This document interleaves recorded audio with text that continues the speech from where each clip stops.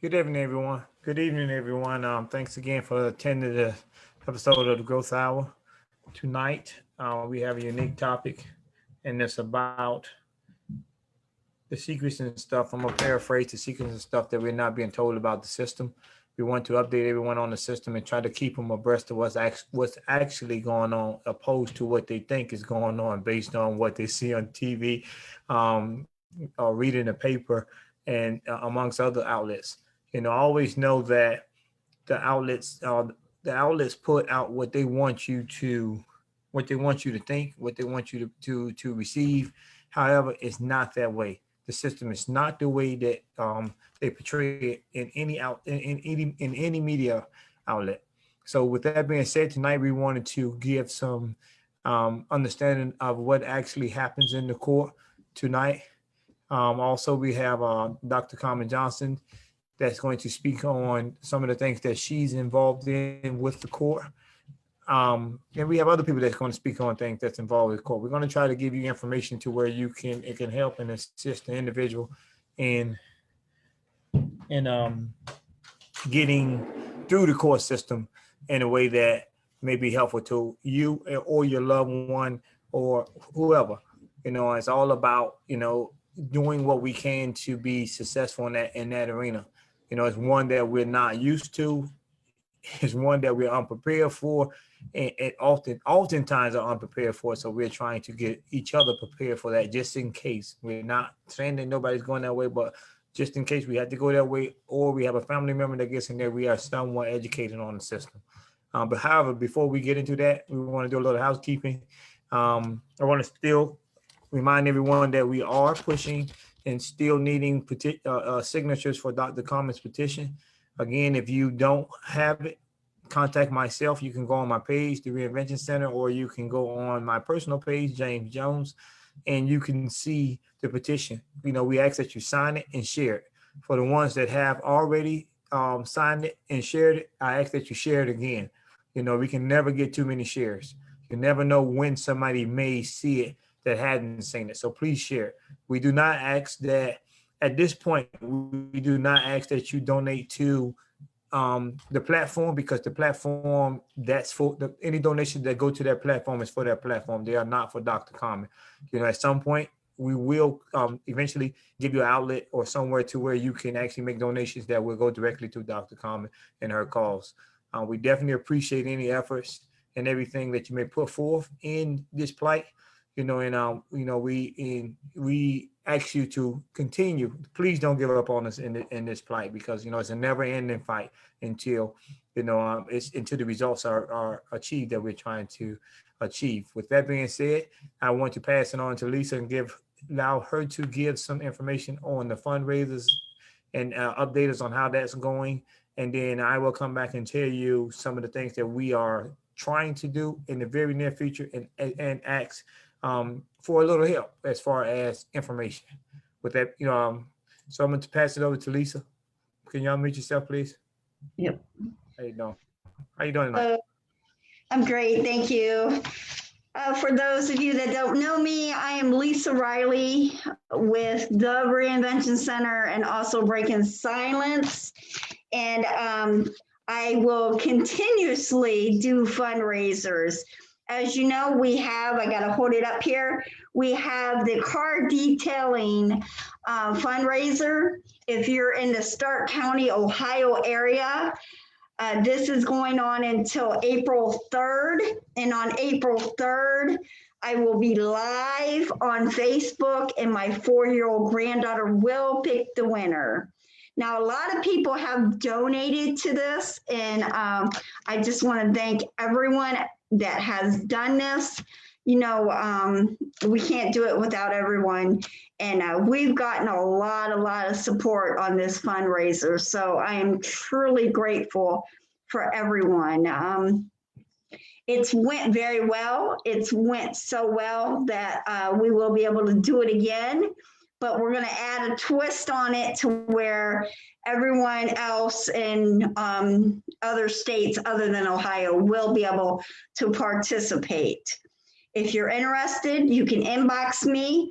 The tickets are $20. You cash at me, and which my Cash App is # Justice for Damon. And then I will take a picture of the ticket, send it to you, or if you're in my area, I will make sure I take it to you. If you need to know anything else, please inbox me and let me know.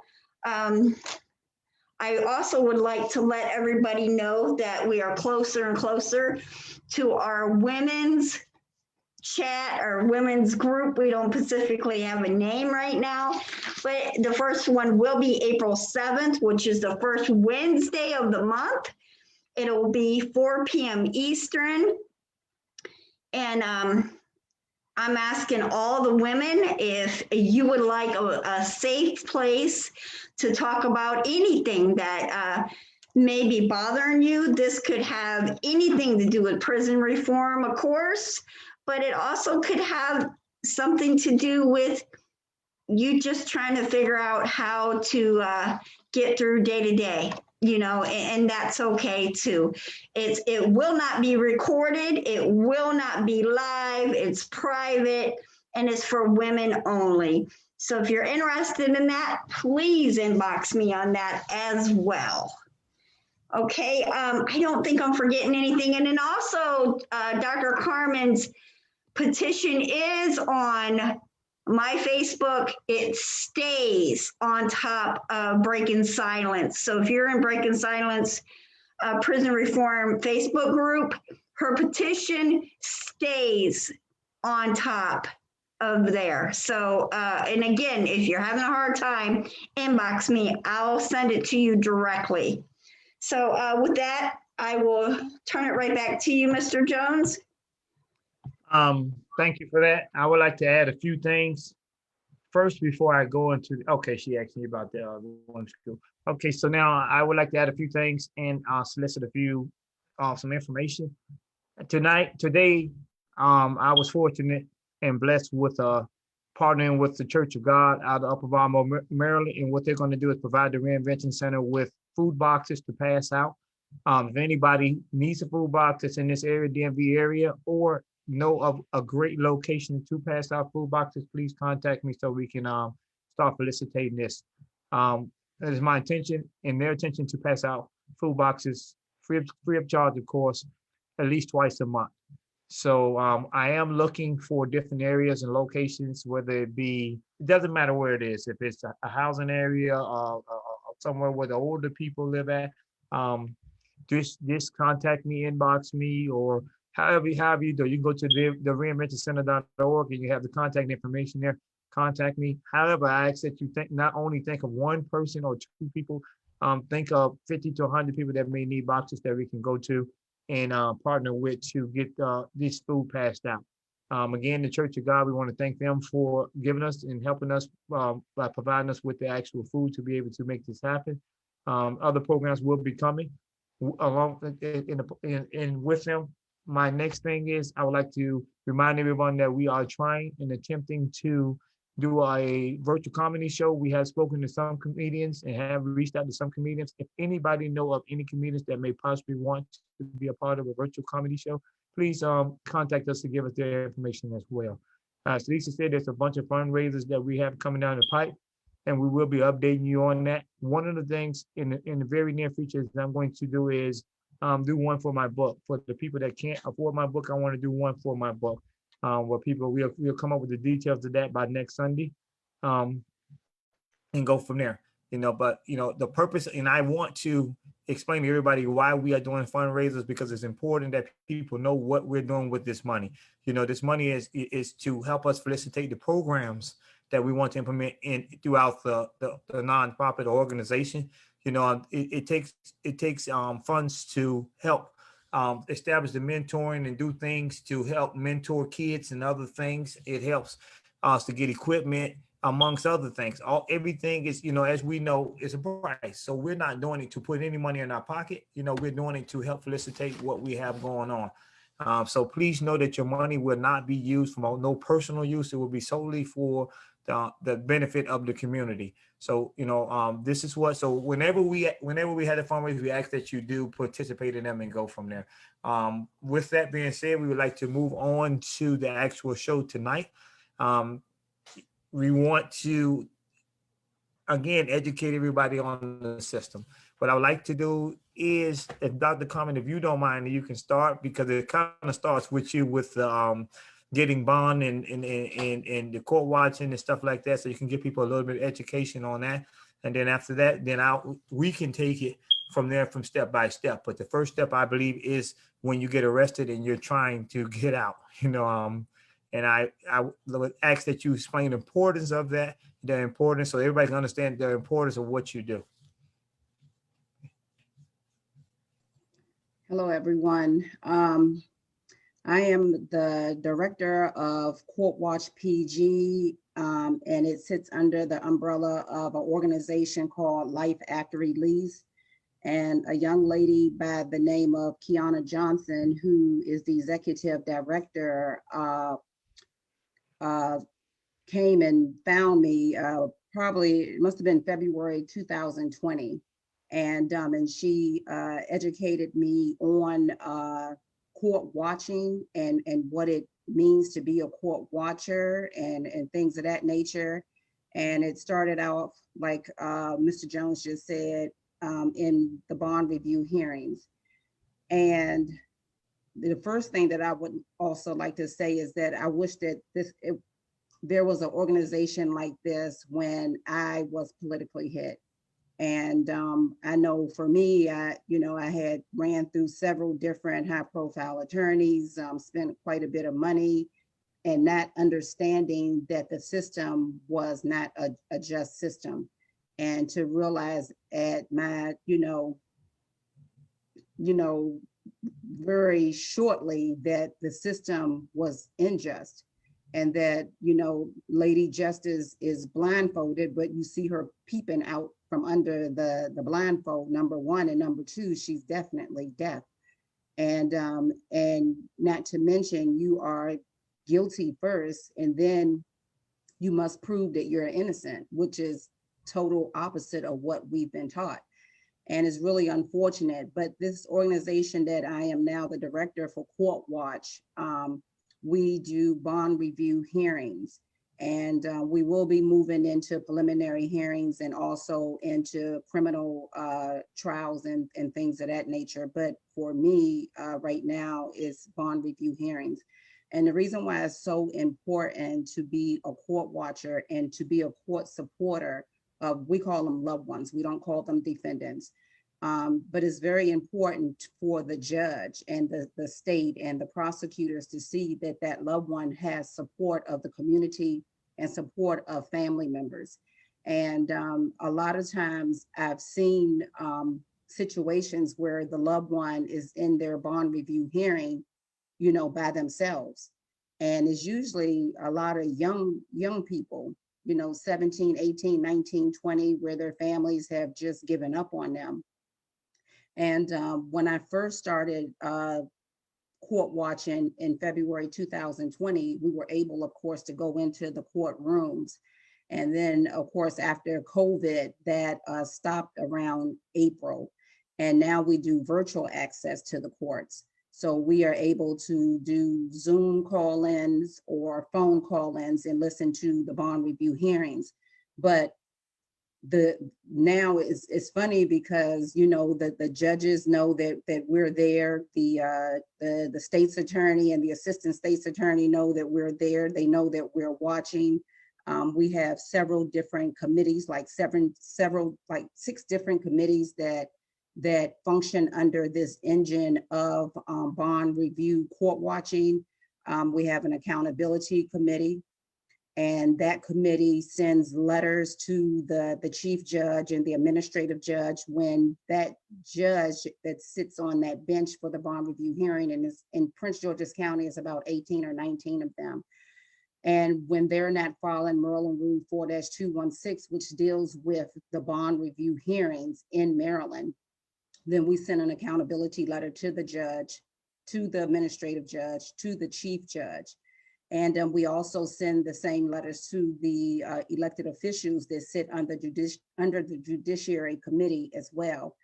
We send letters, accountability letters, to the state's attorney, Aisha Brayboy, when her assistant state's attorneys are not doing what they are supposed to do, we send letters to the chief of police, to the head of the jail if someone is being abused in that Upper Marlboro jail or not getting their medications or treatment or anything like that. We also have social media and the website committee. So everything that we're seeing in the courtroom, our social media team is tweeting it or Facebooking it or Instagramming it.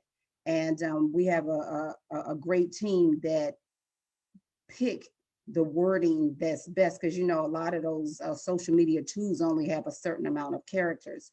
So we tailor it just right so the community can understand what it is that we're doing. We also have a orientation and training committee where we train court watchers.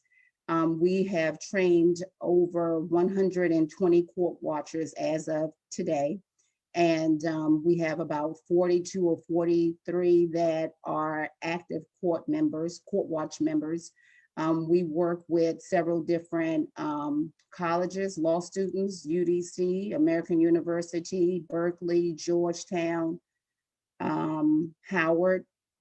And we have several other schools that are interested in becoming part of our court watch team as well. Again, I go back to me. I wish that it was an organization like Life After Release, that was watching my back when I was going through what I went through. We also do court support. So Life After Release has a program or a pillar under Life After Release called Participatory Defense, where we work with family members and we prepare them for what's going to happen. Because again, someone like me, when I was politically hit, I had no idea. Like, I just knew it was a big mistake. It was going to work itself out. It would all work out, and that did not happen. And but organizations like the organizations that you guys have, and also Life After Release, and then of course I've just started a nonprofit which deals with mental health and also deal with trying to put draft legislation together for those non-crime act bills that our president co-wrote and sponsored 7 of them. And so I've got several meetings lined up with some senators, with some congressmen, and some other big wigs that are in the community that will help me present this to our president of the United States. Because as long as we have these bills that are in place, we're going to continue to see our Black, brown, and tan loved ones continue to go to jail. Yeah, we have the Second Chance Act, we got the First Step Act, we got those things, and people are being released, loved ones are being released, but the quicker they're being released, they are quickly being sent to jail. And I see it every single day. And I've sat in over 3,000 bond review hearings since February of last year. So I see our loved ones that look like me, that are constantly going to jail. I see the trumped up charges. And that's one of the things in our orientation and training. We train, what does trumped up charges look like? We get our bond review hearings every morning. We research the case. We research as much as we can find about this person and on the case. We collect data. We have a database committee that we put our data in. We're getting ready to come out with a report that will show the ages of, mainly the age brackets of people that are being held without bond, or whether they are getting secured bonds. Are there huge amounts of secured bonds, whether they are being thrown in pretrial? What is pretrial? We really don't know. To me, that's just, unless the judge order you pretrial, as far as I'm concerned, you could sit there for 60 days. You could sit there for 90 days. If it's just, if they just give you pretrial. So it's different levels of release, and we got zip codes that we keep data on. Of course, again, the raise, the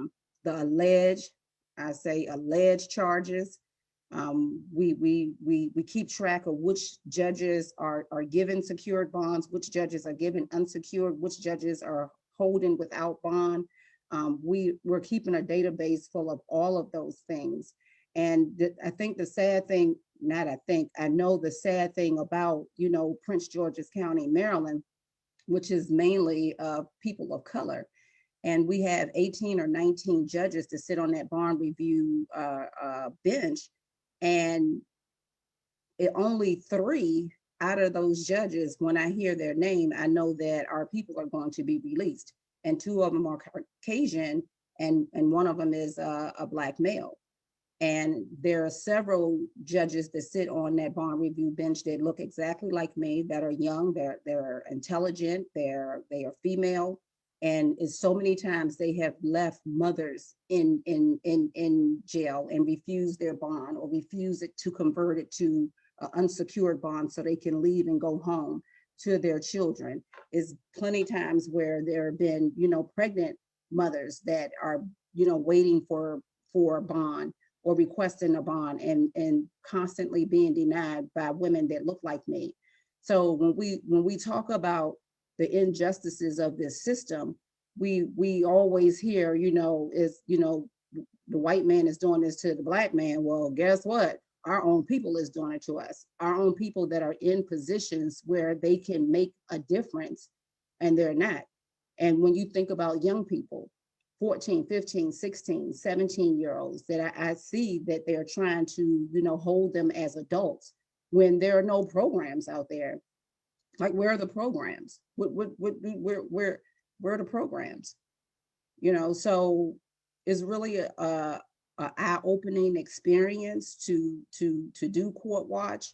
Tomorrow morning we got a court watch in Washington, D.C., so we'll be zooming into that. And it's a trial. And so we do that quite a bit. And when we normally do those type of court observings, we put on the screen court observer or court watcher or something like that, where the judge can see 30, 40, 50, 60, 70, 100 of us that are court observing, that are watching every single thing that they do. And, in Upper Marlboro, Maryland, for so long, they've done what they wanted to do, and no one challenged them. I went through my situation in 2015, and I didn't know the question now. I figured, hey, go out, spend $100,000, get a great attorney, and everything would be okay. And that wasn't the case. So it's a whole bunch of little dirty, sneaky, slimy things in this system that, we need to be educating the community and the public about. When I think about Upper Marlboro, Maryland, the bus stop is 2.1 miles away. So suppose a grandmother wants to go support her 17-year-old grandson that's waiting on a bond review hearing. She has to get off the bus 2.1 miles away, and suppose she's in a wheelchair. Like, suppose she don't have money for an Uber. Is really unfortunate. And this is not just for just us court watchers. This is for the community. The community has a right to go into these courtrooms and find out what's going on, especially when it comes down to a lot of the people that we are electing to put in office are doing what they want. And our tax-paying money is paying their salaries, paying their retirement, paying all kinds of stuff like that. And we don't know what they're doing. We don't know what the legislators are doing. We're not recommending any laws to pass. We're not sitting in those votes when they have those votes. We're not recommending any draft bills. We're not doing nothing. We just giving our money away, our taxpaying money away, and then complaining. This system is an octopus, and it will bring its tentacles all around you until you cannot breathe. But once you see what I've seen, what Mr. Jones have seen, what Mr. Clifton has seen, what Ms. Riley have seen, and the list go on and on, we know better. We know what it is. So I urge that everyone court watch. I urge that everyone challenge their elected officials. I have a meeting coming up with several judges in the next 2 weeks or so. And the woman on the other end of the phone, like the scheduler, she was like, you know, people don't call and ask to speak to meet with judges. And I said, because the community don't know that they can do that. So I have some meetings coming up with 4 different judges because I want to know what you're doing. I want to know why you locking our babies up. I want to know why you keeping pregnant women in jail for a sandwich they stole or a bag of oranges that they stole. I want to know those questions right there. You know, and not to mention we have the Washington Post that shadows us, you know, so we're always telling our stories of what we see. And it's so disgusting. It's so disgusting to me. I kick it back to you, Mr. Jones. All right, thank you. I wanted to ask you a few questions. So, basically, so we can all understand exactly what it is that you do, because I'm kind of getting educated myself. So, what y'all do is y'all actually just watch, observe, and then write reports about what you've seen, or try to write legislation that may change how the proceedings and things go on in court. Am I correct in that assessment? Well, it could, well, yeah, you could interpret it that way. So every single day, Monday through Fridays, we do bond review hearings. And so after court, then we meet, we do something called a debriefing. So like every morning when I get the bond review, the case, like the list of the cases for the bond reviews that day, then I have a calendar, a monthly calendar where I'm able to split the cases up between the court watchers. So I can tell if I'm going to have 4 court watchers that day, am I going to have 8 that day? Am I going to have 10 that day? Am I going to have 2 that day? And, you know, we can have anywhere from 5 cases to 60. The most I've seen is 63 cases in one bond review hearing. So after I divide those cases up, then, you know, I send out an email, everybody get their cases that they have to monitor. But then I also have lead court watchers or seasoned court watchers. So they have to take notes on everybody's case. So they don't just take notes on their own case, but they take notes on everybody's case. So then after the court is over with, then we do something called debriefing. We do that by Zoom. We talk about each case. We talk about which cases we vote on that's going to be flagged for the accountability committee, which cases need to go up for social media so it can go to the social media committee. We go through this process every single day. Once we finish debriefing, then it's time for you to enter your data into the system. Again, you collect in the name, you collect in the address, you collect in the zip code, you collect in the alleged crime, you collect in the birthday, you collect in the race, you collect in the judge that day, because the judge is different every day. You're collecting who's the assistant state's attorney, and you're collecting any notes. Did the judge said something out the way? Did the judge rule improperly? And this is why. All of this stuff we put into a huge database. We should be going public with our report. It'll probably be in the next 45 days or so. So along with that report, we will also have report cards. And these report cards are going to be on all the judges, all 19 judges that have sat on that bond review bench in the last year. And they will get a rating of how they ruled, whether it was fairly, unfairly, how many held without bonds, how many secured, how many unsecured, things of that nature. And not to mention that will go out to the public, but it will also go to them. And not to mention, it will also go to the chief judge. It will go to the administrative judge. It will also go to the delegates. It will also go to other elected officials as well. I was just trying to get understanding so I can, look at and understand exactly how some of the things that may be needed for the people that's going to the bond hearing can be implemented. I understand that y'all just observe, and because we're not in court, you can't actually have no contact with the person's family or the person that's going before the court for a bond. There's a lot of things that's important that I think that the family are not aware of. First, I want to touch on what you're saying. It's unfortunate that they make it difficult for the family members to be able to attend the bonds, especially the ones without no transportation. So I think there's a need to try to assist people in that. Unfortunately, we don't, how do you do that? Because you don't know when they're going to lock a person up, and you don't know if that person has transportation or not. I don't know if you can say, hey, we get a hotline, get some vans, something like that there, and go from there. I don't know. I know that it's unfortunate that they put them in a position where they can't um, they can they can't. It's unfortunate they can't get to the courtroom, And also, I think that um, it's not by it is by design of where the Upper Marlboro Court is, because it's out there. For the people that don't know, it's kind of out there, and it's not surrounded like in the inner city or nothing. It's kind of difficult to get to if you're using public transportation. So that's something that people have to that people are not aware of. So I think that's by design as well. As well as that 2.1 mile to get to the courthouse. But there's a lot that needs to be done in order to, make it better for the people that's going before the court. Now, again, I'll be glad when the world opens back up, so to speak, and you are able to get into the court, because at that point you can provide more assistance to the families and the people that's there. Because go ahead. Well, actually, we have a campaign that we just started probably about a month ago. And because they supposed to be opening the courts back up or moving into phase 5 of COVID, which is opening the courts back up.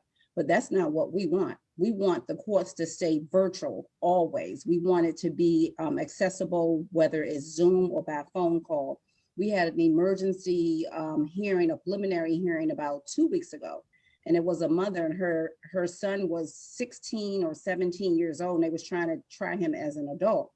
And she couldn't take off work, but she was able to go in the bathroom and hide in the stall, and of course, and zoom into the courtroom by her cell phone. Like, that's huge.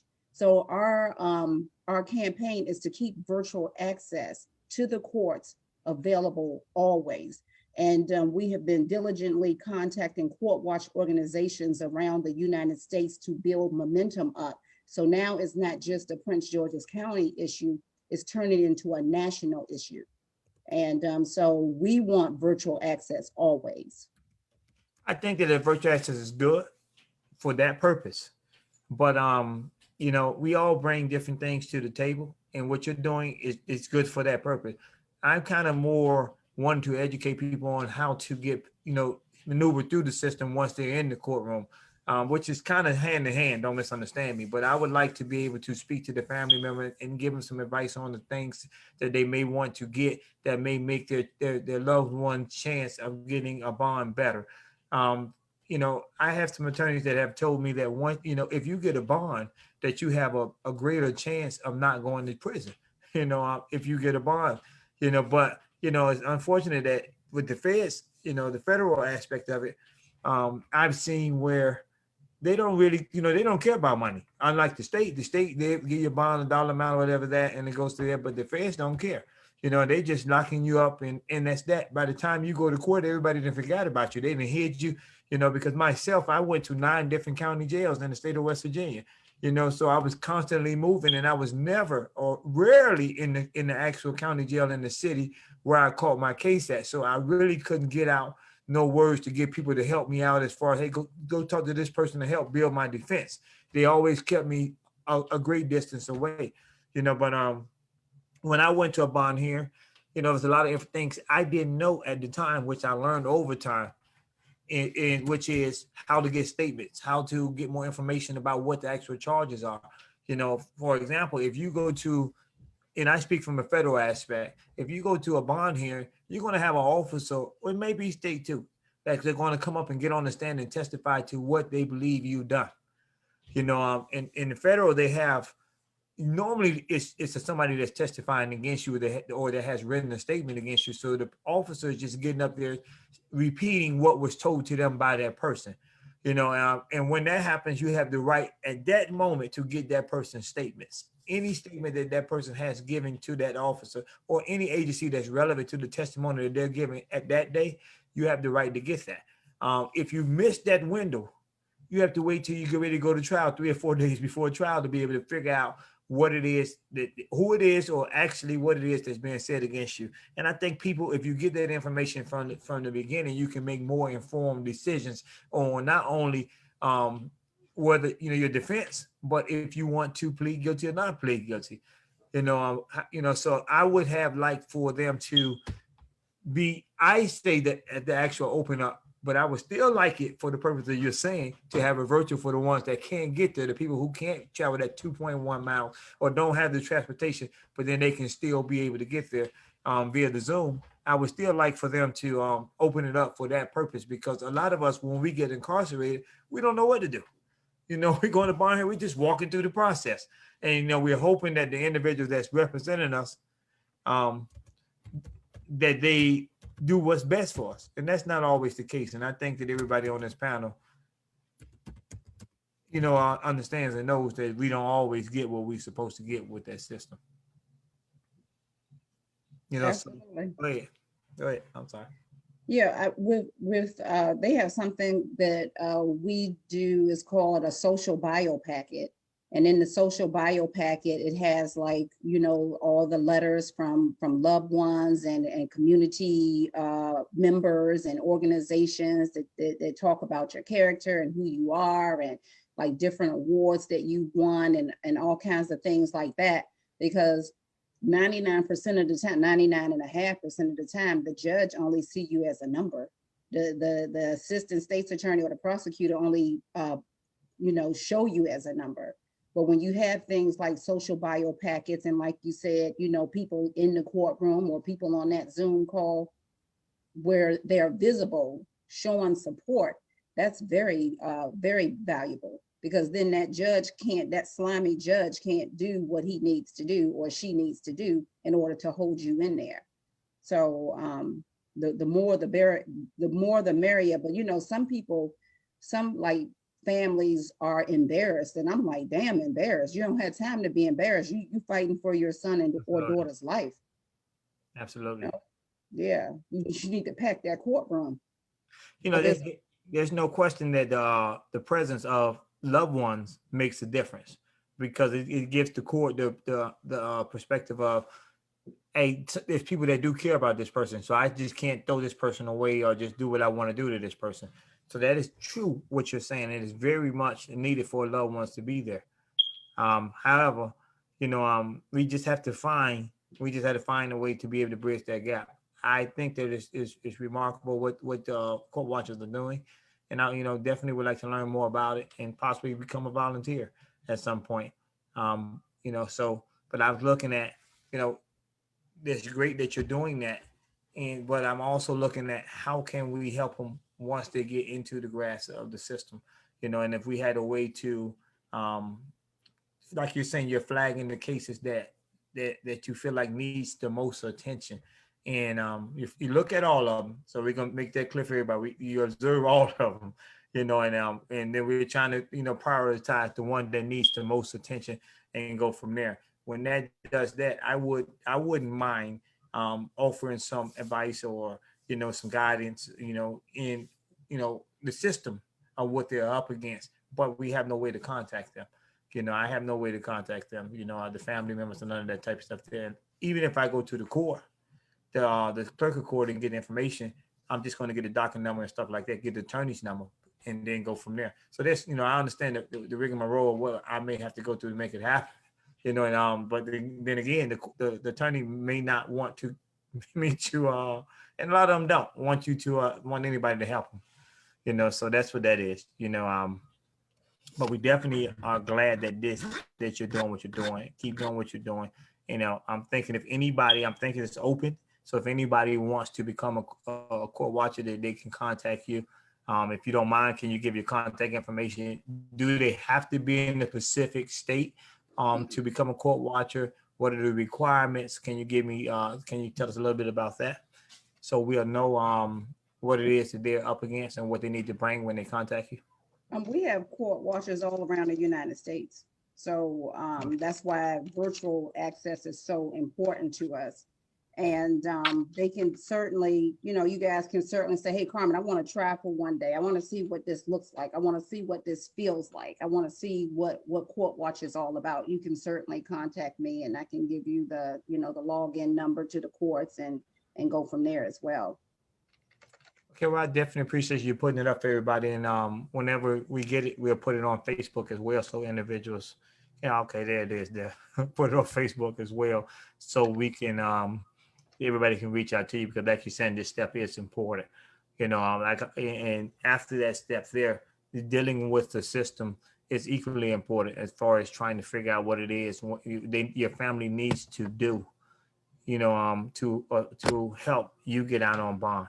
A lot of us, when we go to jail, we want to get out immediately, and I think that from practical experience, I think that, of course, everybody wants to go home immediately, but sometimes it may be good to, wait that 2 or 3 days or 4 days so your family can get some reference letters, some character letters, amongst other things, get a plan that they can present to the judge of if he gets out, he's going to go here. This is where he's working. If you got employment already, get a letter from your employer and things like that there. So it can show that you're not a risk, because their job, once they get you in their grasp, is to run you through the system and start making money off of you. And that's what people have to understand. It's not about, as Dr. Common said, you're not innocent until proven guilty. You're guilty until proven innocent, and you're going to have to learn that. When you get in, that's why it behooves me. And I don't understand how when people get arrested, they don't immediately start trying to fight for their family. For their freedom. Because you're guilty until proven innocent. They're not. We expect a lot out of the lawyers that come in there, whether they're paid or public defenders, to come in there to defend us. But I think that if we knew or we understood from the beginning that once you are arrested, you are deemed guilty. You are actually fighting for your innocence then. Then you would dive right in and get into trying to do the things that you need to do to get your freedom. I think that a lot of people, once they grasp that concept of actually what goes on, then they will start fighting, because Mr. Jones that's on the show and a lot of other people always say that myself, I started fighting in the county jail, and they were saying that I'm unique. I'm the exception. It's the exact words that they use. But I'm saying I just understand that, until I got to fight for my freedom, and the fight doesn't start. It ain't like they're trying. I think there's a misconception. Let me say it this way by the public that they're going to prove you guilty. I think that's a misconception by the public that they think that, because they're not going to prove you guilty. You're already guilty. You had to prove your innocence. You got to go get your witnesses. You got to go get your documentation. You got to put up your defense. You have to do all this, if, to show that, hey, to prove your innocence, so once people understand that, then they're going to start fighting from day one. And this is the message that I want people to understand. You have to fight from day one, all the way from a bond here. And we, much as organizations like what Dr. Common have and other organizations may want to help you, you got to help yourself as well. You have to help them help you. It's not just something that they can just sprinkle around on the screen and say, hey, let him go, and then you get a bond. That doesn't work in that way. It doesn't work that way. And same thing applies to that. So, my message to everyone is, the question is, and that, I ask people, when do you start fighting? Why do they always wait until they are convicted to start fighting? When do you start fighting? I personally feel you should start fighting as soon as you get arrested, because at that point they classified you as being guilty. So for the ones that believe the system and think that I watch Law and Order, and I used to watch McCloud, and I like Bones, and I like NCIS. I like all those shows. Perry Mason, and I watched it, and I'm telling you, it's not like that. It's not, it's not like that at all. It's not like that, and that was part of the reason that made me go into what I went into. If I wanted to bring this to you, Dr. Common, because I've noticed that I'm looking at your comments that you're writing on the side, which is say you work with a lot of law students. Those law students, are they able to? Let me see, how can I phrase this question? In the book that I wrote, I mentioned that some of the times, if you don't have the funds to hire a high price attorney, that a lot of times the law clinics will take on cases, and the courts will assign them to the case under the CJA Act. Do you personally know any actual professors or stuff that have done that, or if so, can you explain to some of the people how they can get in, what's the best way to get in contact with them to try to get them to help their loved ones? Because I feel like the professors and the law students are more passionate about getting the person free than people who have already been in the field of law? Yeah, I've worked with probably about 7 or 8 different professors at different law schools or law clinics. So if you can send me an email, my email is up there, and then we can go from there, because some law clinics only deal with juveniles, some deal with just criminal, some deal with, is different things that they deal with. So once we know what type of law clinic you need, then we can go from there. Okay, hold on. I got a gentleman that have a question. Mr. Jones, I'm finna lower your hand. Unmute yourself and go ahead and ask your question, sir. Yeah. Hold on. Hold on.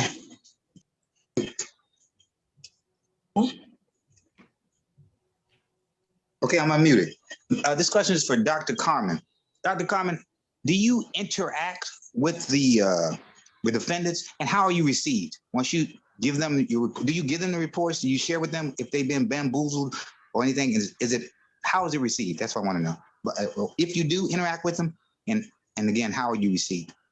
Well, first off, we call them loved ones. We don't call them defendants. So that's the first thing. Yeah. So and then second of all, with life after release, they have a component that's called participatory defense. And participatory defense deal with the loved ones, family members, and also with the attorneys or the public defenders. And we've done, lots of Zoom calls with the attorneys or public defenders and family members. We've sat down with attorneys and public defenders on strategies and things of that nature. We've gone through discoveries with the family members and to tell them or suggest to them, you need to ask the attorney this, or you need to ask that, or what about this, or what about that. So with us, we work closely with the family members, and participatory defense is every Saturday, I think from 1 to 3 or something like that, or 12 to 2 or something to that effect. And the family members come on every weekend and they give an update on what's going on.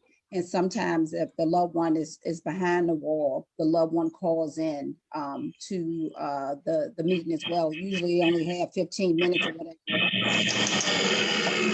When they do call in, we make room to speak to them. In some cases, especially when we're talking about like juvenile lifers, and or we talking about, people that are emphatically innocent and they in jail for 20, 30 years. And, we get other municipalities involved in with special situations and special cases. And we get professors to do amicus briefs, and so we get all hands on deck. I know, I'm on my way back to the second time to the Supreme Court. And this time I will have 1 or 2 amicus briefs on my cases, on my case from some professors and law students. So we work closely with the families and a lot of times with the public defenders or the defense. So how do, I'm not sure if he's finished with his question, but I muted him because of the distorting sound. You can unmute yourself if you have any more questions you want to ask her before I ask her a question. Go ahead. Okay. Yeah, I was primarily talking about with regard to the bond court, but that's great too. Has there ever been, or is there ever going to be an unpleasant experience with someone that I don't want to call them the defendant, but the person that's sitting across from the state attorney? Do they ever give you a hard time, or they don't, I'm not going to say comply, but they don't take your great suggestions or advice? Was that ever not a good thing?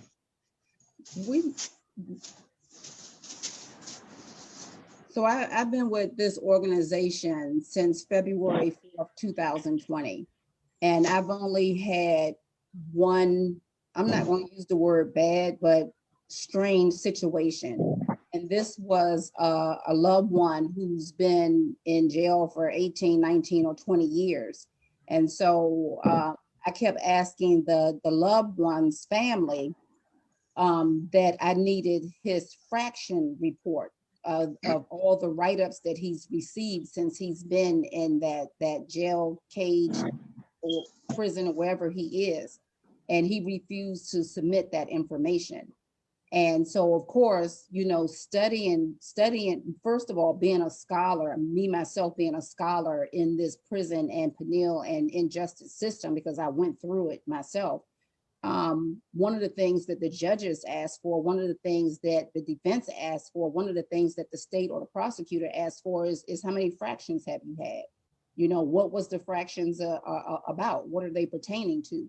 So when this loved one would not submit that based on my request several different times, I knew that that was a situation that we, you know, had to kind of walk away from, because you can say that you Mother Teresa's son or daughter, but if you then had 25 fractions or write-ups and you only been in jail 5 years, I mean, that's kind of like issue, you know, subjectively, we know these guards and these prison staffers and stuff lie. We know this, but when we ask for the information is a reason why we need it. I had another situation where a congressman was asking for, okay, we'll step in and help, but we need a letter from the family member of where he'll be living at, you know, when he comes home, if we can get him home, number one. And number two, we need a business plan. We want to know what is his plan as far as a business is concerned, because that was one of the things that was listed in his release plan. So they was like, well, we want to see the business plan. So of course, the aunt wrote a letter, and I'm like, this is not what they are asking for. So she, you know, was mad and didn't want to comply, and it was just a mess. And that was another one that I bowed out gracefully, because when I push a red button, when I get political power involved, that's how I came home. When I do that, I need you to be in compliance with the things that they're asking for and the things that I'm asking for in order to make this happen, this reality, you know, come to life, or this nightmare turn into a great ending. So once in a while we have issues, but most of the time people want to come home. So they do what was needed. We understand that things happen in those jails, camps, and cages. We understand there's a race for your life. We understand that we can defend some of the fractions or some of the things that have happened. But if you in there selling pounds of drugs and all kinds of stuff, and you keep getting, you know, busted, and it's just some stuff you just kind of, and we're not trying to play God or judge, but you have to be realistic about wanting to come home. You know, I found out the comment that everybody wants help. Everybody in jail wants help. And I understand that. I get that. However, what people have to understand is what you're saying. When you're helping them, they have to comply by getting the documentations and the things that you need to help them. You know, I don't understand how a lot of people, how they expect you to pull a rabbit out of the hat for them without these documentations, and that's not how it works. You know, they have to understand that the system is set up a certain way. We didn't design the system. We can't alter the system. You know, and I tell someone the other day, ain't no system trying to bring no game or no street knowledge and none of that type of stuff into the system, because it's like water and oil and it doesn't mix. You know, so what you have to do is you have to learn that system that they're dealing with and fight them within the restraints that or the boundaries they have set in their system. Now, keep in mind they are human, and a lot of humans are lazy. You know, so they make a lot of mistakes, and it's your job to find those mistakes. They do a lot of overcharging, is what I call, and it's your job to point that out and go from there. You don't get discouraged as soon as you see the indictment and go and say, well, hey, you know, they got me. I got 35 counts, because myself, they charged me with 35 counts, but there was 6 or 7 counts per each act I done, or they said I done. If I had a gun, if someone said I had a gun, somebody said I sold them drugs, I'm a felon in possession of a gun. You know, they said the serial number was obliterated. They said it went across interstate commerce. So they made 5 to 6 charges out of one incident based on what one person said. And it was to intimidate me and make me say, well, hey, I might need to take a plea. You know, but if you are fighting and doing what you have to do in providing the people that are helping you with the stuff that they need to help you, you stand a better chance. I wanted to ask you this question because this was the topic a while back on the show. It was paid attorneys versus public defenders. And I think that was before you actually came into the family. But I had a unique situation with a public defender. I had paid attorneys first, like yourself. I had paid attorneys, and they didn't help me. They helped me get 100 and something years. Let me say it that way. But the public defender's office helped me get 90 years off 115-year sentence that I had. So my question to you is, do you mind giving your outlook on public defenders versus private attorneys? Because the perception is that private attorneys, just you get one of those, you're okay. You stand a better chance. So I wanted to ask you that. I'm emphatical about Prince George's County Public Defender's Office. They have some of the best public defenders in the state of Maryland. They are absolutely awesome. And if I knew what I know now, I would have gotten a public defender. I mean, I've spent over $300,000 in legal fees, and I still ended up doing 3 years. Yeah, it was 24 counts and this and that, and I refused to take a plea and all that kind of stuff. But I spent that much money and I'm still fighting. I'm on my way back to the Supreme Court. I'm still paying, I'm still fighting. And then if I decide to let go of this attorney who's been with me the last few years and get a public defender, now I got to wait till that public defender get caught up. So it's just, Prince George's County got some of the best public defenders, and they got some of the laziest attorneys, the laziest, and they go by, or they label themselves high profile. One of the attorneys, my second attorney, used to be the state's attorney, and he's a brother, and he was horrible. He was absolutely horrible. So in my case, and what I see every single day, the Prince George's County public defenders are awesome. Absolutely awesome. I go back to my scenario in the book that I wrote. I have an actual letter from a private attorney, and he's advising me if I was to go to trial and lose, I would get 45 years. And I went to trial, and I end up with a minimum of 1,380 months, which is 115 years. So I'm saying, hey, you kind of was off at the least a little bit on your calculation of what I would get if I was to go to trial and lose. But this is a guy that was paid. He wasn't a public defender. In the public defenders, like I said, once I got them and I went through what you said, and that's why I think I mentioned before, I said it in the county jails for 4 years and 2 months, is because my attorneys, once they got my case, after the 3 attorneys, they had to catch up to speed on what was going on in my case. So that required me to sit in the county jails while they're catching up to speed. And I had no problem with that. This is another thing that I want people to understand. Tell your loved ones, I understand you're incarcerated, we want to go home, but be patient. Because the system is hoping that you are in a rush to get out of this county jail and get to a place where you perceive to have more freedom, which is a prison. So you plead guilty or you overlook things in hopes of getting to something that you think is going to be better. But what they leave out is it's going to be better for the next 25 years or the next 30 years that they give you, next 40 years that they give you. So I personally think just be patient. If that has to happen, let it happen. If you rush it, there's nothing good. You're going to miss a lot of things. Whenever you're rushing, you always miss things. We know that. That's a fact.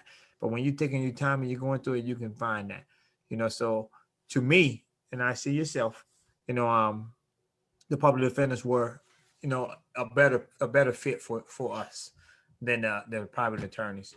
But that doesn't mean that all private attorneys are bad. I'm not insinuating that. I know you're not insinuating that. I'm just saying.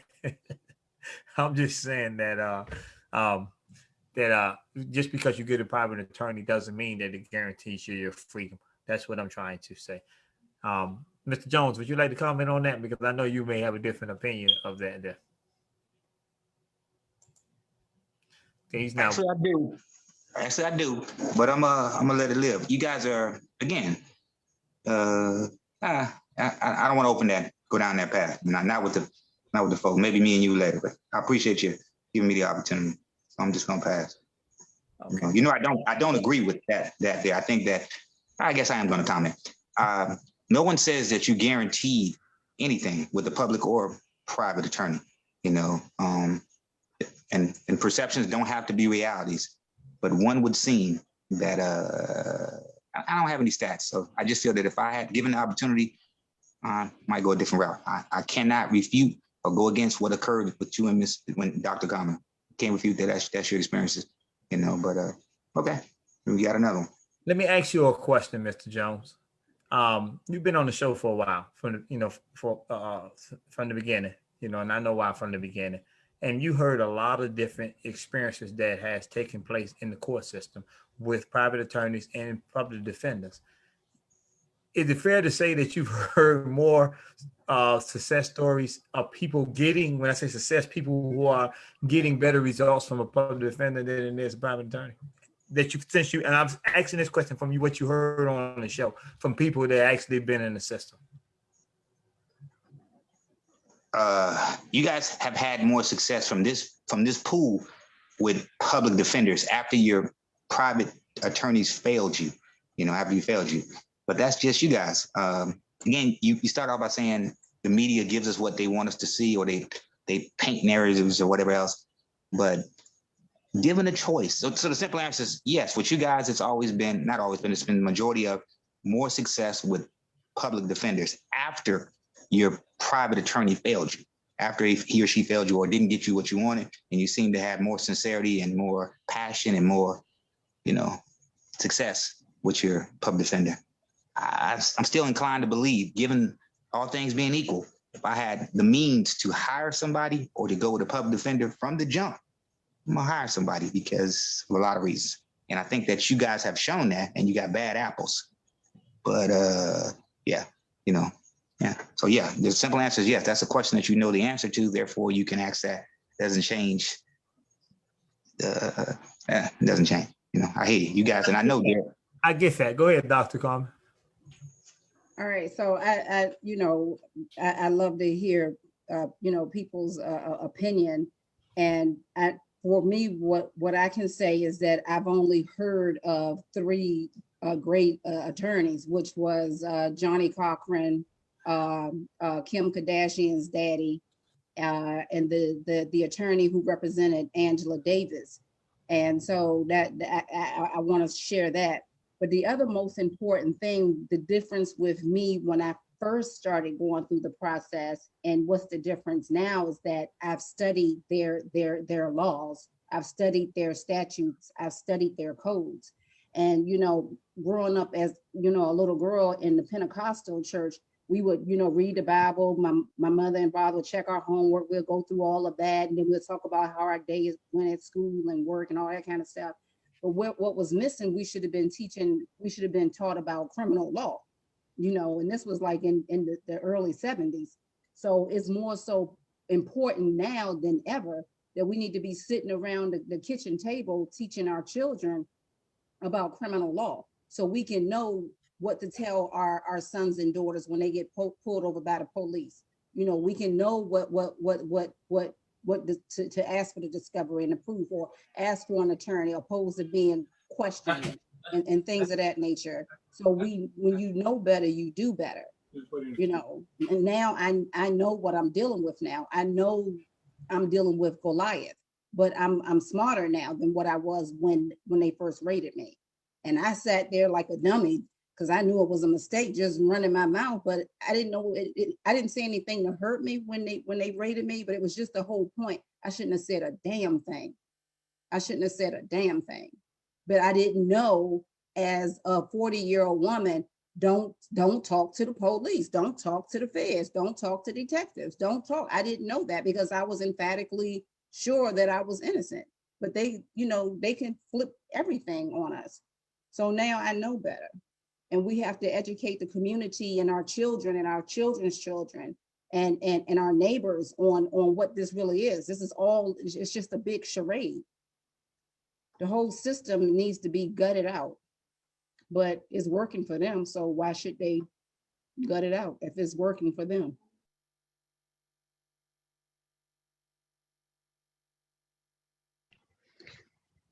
Thank you so much for I'm that. here. I'm here. I'm processing what she's saying. Yeah, I that want was- to say, I want to say this here that and this is for everyone, but I'm addressing something that Mr. Jones said. You know, you have practically seen individuals who've been through the system that have come back and told you what their experiences were with the attorneys opposed to whatever the case may be. And you also have told me about how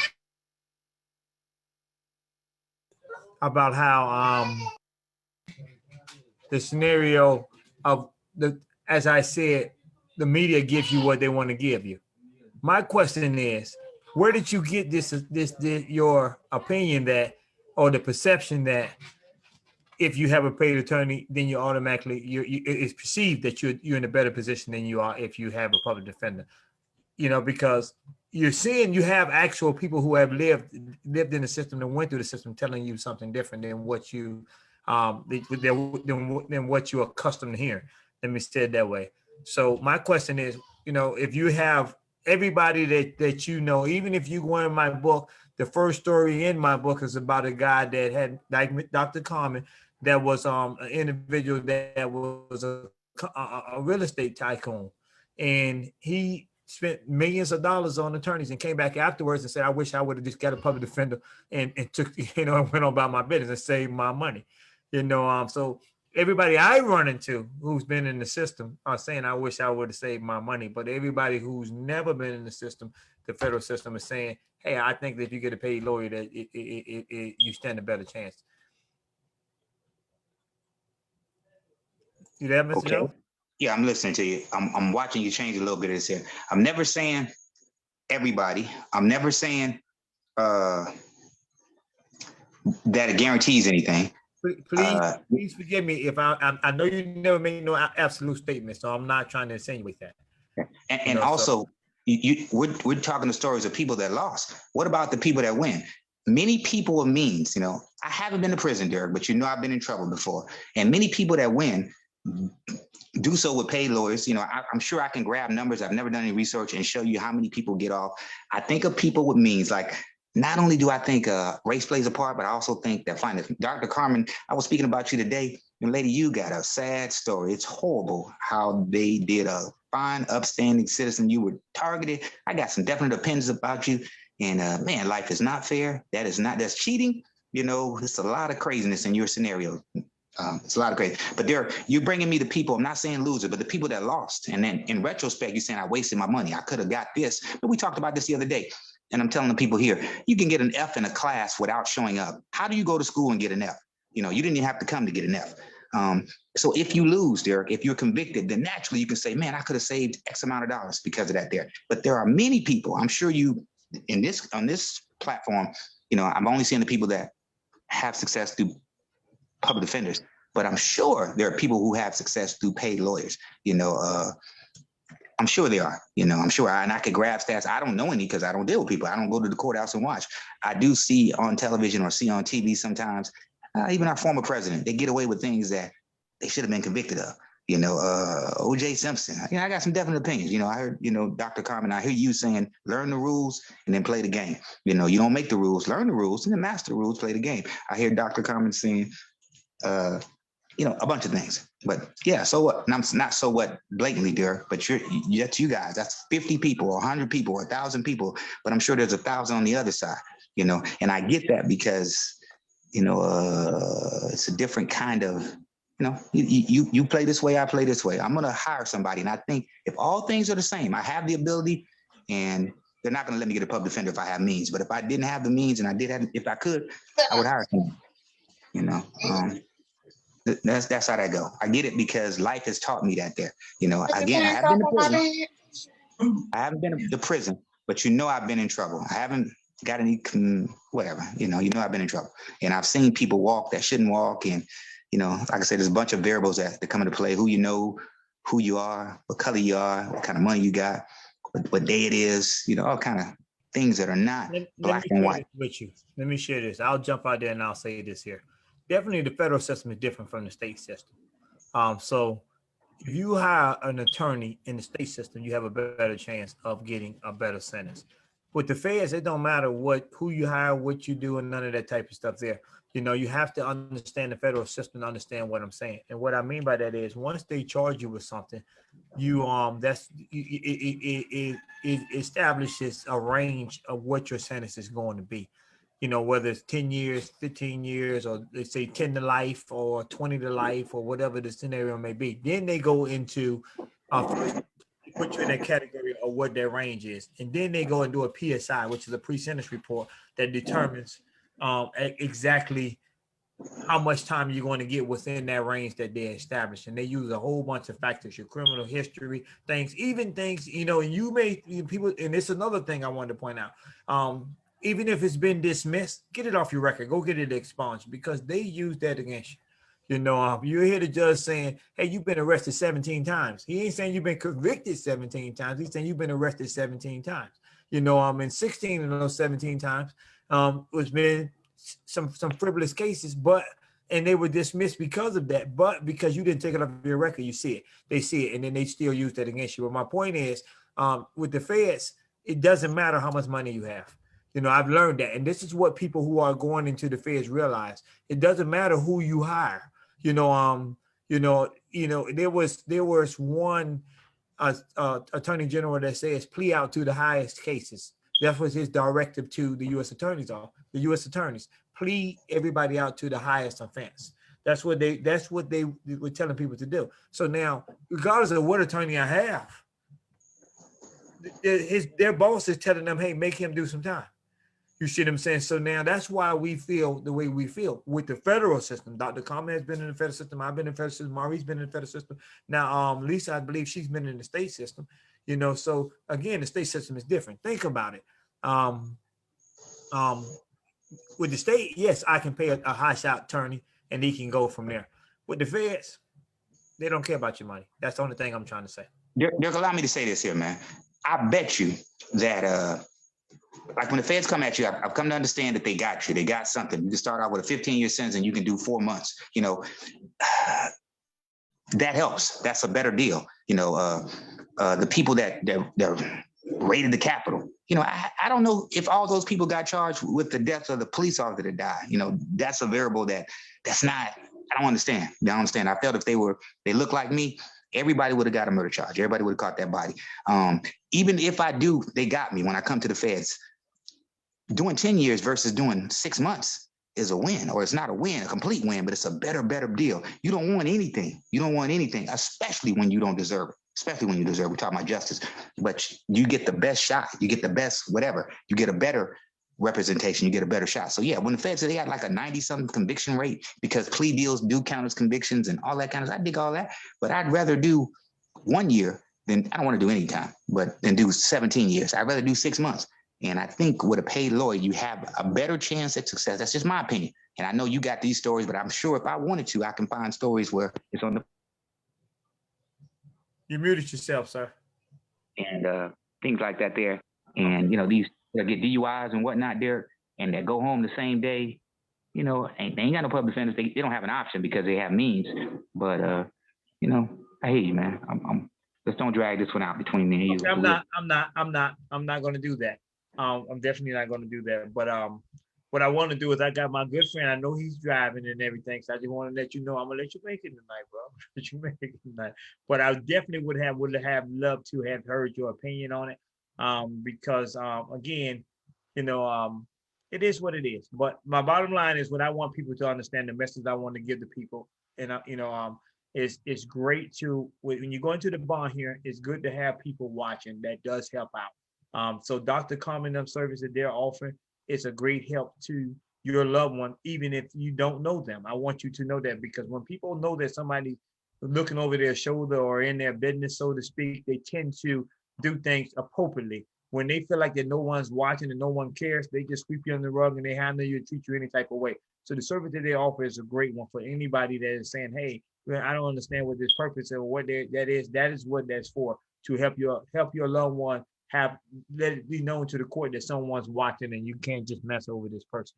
The next thing is, I want everybody to know that, when you're dealing with the system, you have to put work in, meaning, and I say put work in, that means a lot of different ways. Not only, you have to provide the documentation to the people that's trying to help you, but you have to go in and help any attorney or any, learn your situation or learn the law surrounding your situation.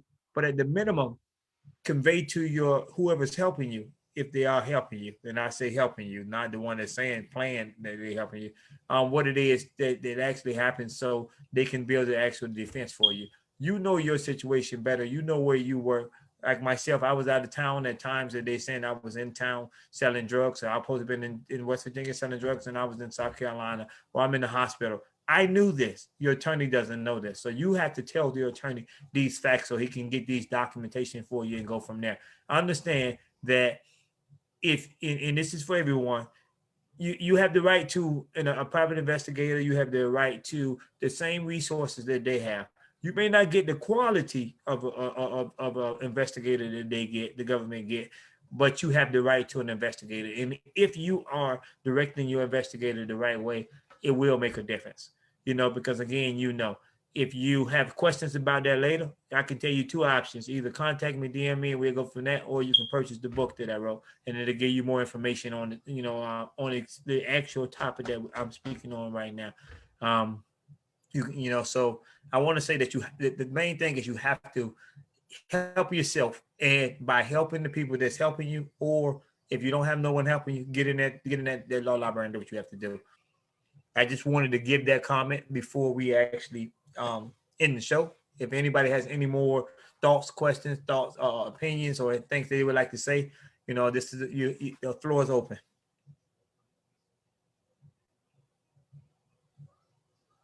All right, with that being said, we're going to go ahead and end the show. I thank everybody for coming. Please do not forget about the fundraisers. Please do not forget about the petition for Dr. Carmen.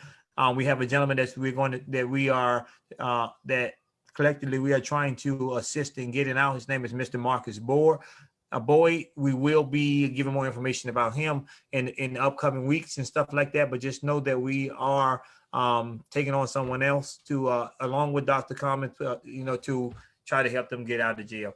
So again, we will be in contact. Thank you for coming, and I'll see everyone next week.